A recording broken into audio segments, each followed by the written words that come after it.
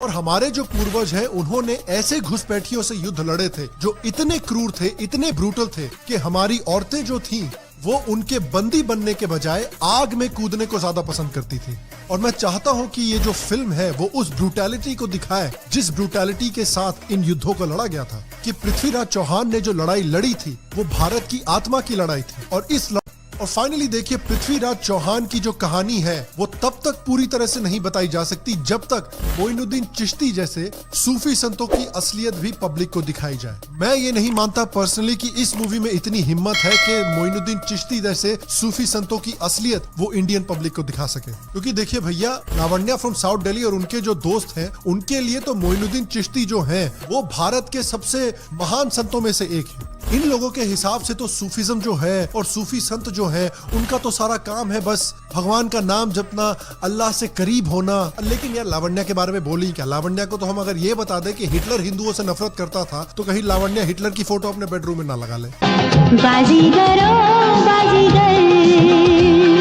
लेकिन देखिए, सच्चाई ये है कि सूफी संतों की जो असलियत है इंडियन हिस्ट्री में वो कुछ और ही है। देखिए, सूफी रिकॉर्ड्स के मुताबिक खुद मोइनुद्दीन चिश्ती ने मोहम्मद घोरी को इनवाइट किया था इंडिया को अटैक करने के लिए। एम ए खान ने एक किताब लिखी है, इस्लामिक जिहाद, a legacy of forced convergence, imperialism and slavery.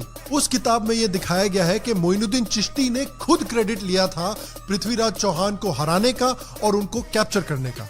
Moinuddin Chishti ने कहा था कि हमने पृथ्वीराज को कैप्चर किया है और उनको जैश-ए इस्लाम के हवाले किया है। तो अगर सही मायने में आप पृथ्वीराज जी की कहानी का आदर करना चाहते हैं तो इंडियन पब्लिक को जरा सूफी संतों का असली चेहरा भी दिखाइए। वरना इस तरह की मूवीज उतनी ही यूजफुल है जितना गब्बर से लड़ने के लिए रहीम काका यूजफुल है।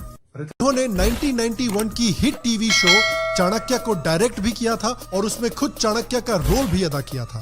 अगर आपने ये चाणक्य टीवी शो नहीं देखा है तो मैं उसको बिल्कुल रेकमेंड करता हूँ। बहुत ही कमाल का शो है, बहुत ही कमाल की लाइन्स हैं इस शो में। पराजित राष्ट्र तब तक पराजित नहीं होता जब तक वह अपनी संस्कृति व मूल्यों की रक्षा कर पाता है।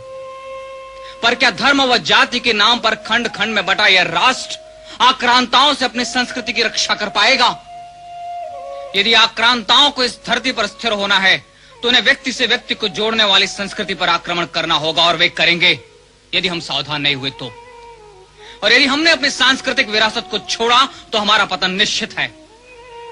अनुभव कहता है कि पराजित मन, पराजित राज्य व पराजित राष्ट्र प्रायः विजेता के संस्कार व संस्कृति को स्वीकार करते हैं। तो चंद्र प्रकाश द्विवेदी की जो इन्वॉल्वमेंट है उससे मुझे इस मूवी के लिए